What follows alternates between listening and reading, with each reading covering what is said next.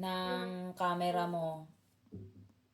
Misha, Ay, Misha. ano nangyari? Bakit ang labo ng camera? Misha. Ay, si Tita May, nakita ko na. Hindi sa kanya dito malabo. Okay na. Kagigising mo lang. Ano oras ba sa kanya? 6, 7, 8, 9. Kagigising mo lang. Nag-almusal ka na? Kumain ka na ng almusal? O, bakit di ka pa kumakain? Na yun, tapos na. Andito si Lolo Isus. Ay, ay, si Tita Lolo. Isus. Ay, Ito, ay, yan. Ay, kamusta po, Uncle Jess? Kamusta po? Good morning. Alam mo ba, Uncle Isos, napanaginipan ko kayo 2 beses. Kayong dalawa ni Daddy. Napanaginipan ko kayo 2 beses. Oh, Magkasama kayo. sana mapapaginipan ko yan. Gusto ko yun. Nagtataka nga ako palagi ko napapanaginipan si Daddy. Dito, lagi ko siya napapanaginipan tapos umiiyak ako sa panaginip ko. Hanggang sa totoong buhay, umiiyak, may luha ako. Nakakamiss din kasi pagkawala na. Kumusta kayo dyan? Eto, wala kaming pasok ng Friday, no? Kasi Kami ngayon, pasok dito ngayon. tsaka ako wala ring pasok ng Monday. Yan ni Santo eh. Mahal na araw. Yan, santo. Mahal na araw. Doon mga araw. Wala. Walang mahal na araw doon. Meron, pero Friday lang. Meron? Friday lang yung wala kaming pasok. Tapos sa Monday, Easter. Kaya wala ring pasok. Kayo, kami may pasok. All over the world pala yan. Oo, statutory. Si Michael meron kasi grocery siya. May pasok ako ng linggo. Sabi Ay, hindi, ko, sorry. Wala pala akong pasok ng linggo, pero Lunes meron. Buti na wala kayong pasok. Bukas wala akong Oo, pasok. Friday wala kaming pasok. Pero ngayon wala rin. Alam mo ba, nag-close yung school namin ngayon kasi nga nagkalat yung virus ng gastroenteritis. Di ba kinwento ko sa'yo na nagsuka ako, nagtae Doon ako. yung galing. Yun pala, oo, may virus na kumakalat. Pati mga bata ngayon, Ala. halos marami. Oo, maraming mga nagsusuka, nagtatae. Kaya kinlose yung school namin ngayong araw. Pero bayad kami. Kaya pala yun. Paano natuklasan? Kasi yung mga magulang na nag-report. Oo, nagtawag sila ngayong araw na to. Na nga pasakay na ako ng bus tapos tumawag sa akin yung supervisor na Wala kayong pasok. wala kaming pasok. Buti naman. Huwag na daw akong pumasok, pero Buti bayad. naman. Ano?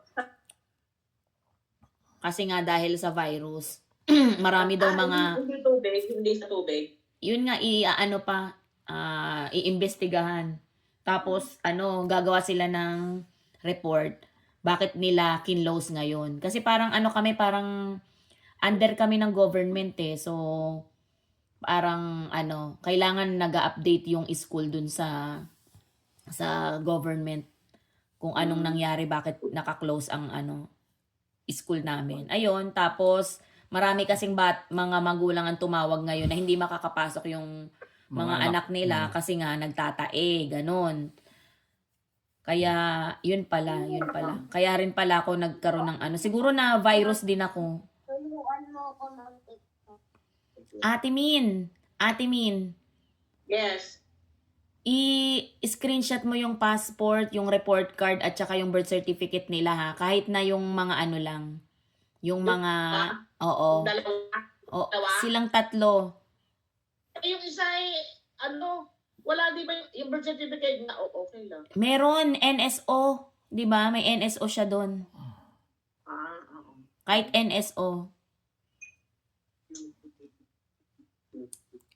Screenshot mo o yung scan mo tapos i-send mo sa akin. Yung mas maganda scan kasi mas malino kasi nag-send na ako sa mga school ni Misha at saka si Makmak. Miggy. Miggy.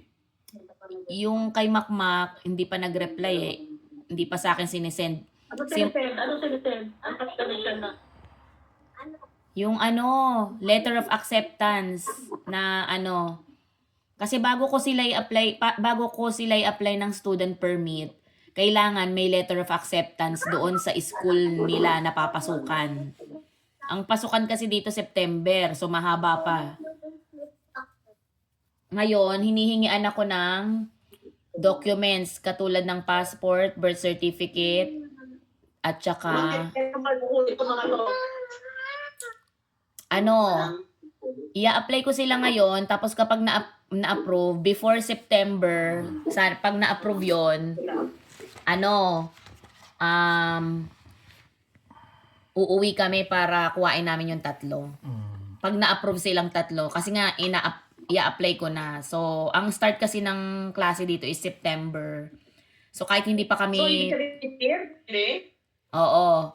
Kahit hindi pa kami PR, mas maganda daw yun na andi dito na sila bago pa ako mag-apply ng PR.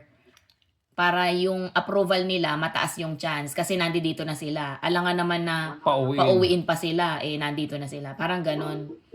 Yun ang, parang yun ang pinayo sa akin nung naka-experience na ng ganito sa akin. Kasi meron akong tinatanungan na nauna na. Mami, balik na kayo dito. September. Bawal ng September sa school. Bawal lang. Mga basta bago mag-September. Basta ngayong taon ang target. Na, sana ma-approve. Before September. Wala kaming problema kay Miggy at saka kay Misha. Kay Makmak. Si Makmak ang medyo Alanganin. gagawan ko siya ng ng portal, yung parang yung ginawa ko. Gagawan ko siya ng ganon, or magvi-visitors visa siya. Ganon. Para makasama siya.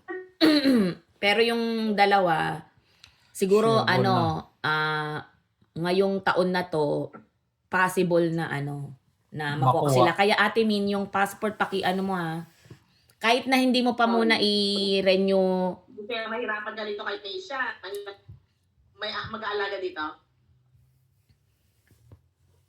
Hindi kasi lang rito, walking distance lang yung mga school. Hindi, paano nga yung paghatid sundo? May pasok din ako na maaga. Yun nga, parang may trabaho. Si Miggy naman, di maasahan yun. Alam mo naman to aatihin niya to. Hindi sila pagkasundo, mas gusto niya pakasama si Makmak kay Miggy. Paano yan? Ang treatment niya parang ka-level niya. Kung gusto niya saktan, sasaktan niya. Ganon. Kung asarin. Kaya nga, alam mo, pinagpe-pray namin si Makmak na makuha. Kaya sabi ko nga sa'yo, gagawin ko lahat para makuha ko rin si Makmak. Si Makmak naman, kung ano yung Miggy, yun ang treatment ni Makmak kay Miggy. Parang naman, dadagukan niya naman. Okay. Nandito naman kami. Ay, naku. Wish ko nga lang hindi mo mapabayaan itong maliit. Naku, si Misha, hindi niya na kailangan mag-aircon.